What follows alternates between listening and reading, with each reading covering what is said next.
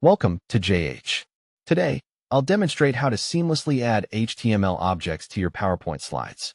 If you want to make your presentations more interactive using HTML files, this guide is for you. By following these simple instructions, you can embed web content into your slides effortlessly. Start by launching PowerPoint on your device.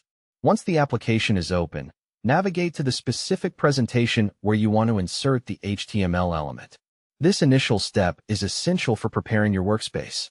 Now, look at the top menu bar and select the Insert tab. This section allows you to add various multimedia and interactive components to boost your presentation's quality. After clicking Insert, locate and click the Object button within the ribbon. A window will appear with several integration options.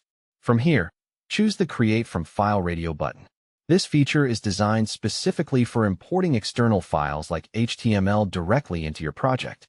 Next, click the Browse button to open your File Explorer. Search through your folders to find the specific HTML file you want to use. Take a moment to ensure you have the right file selected. Once chosen, decide how it should appear on your slide.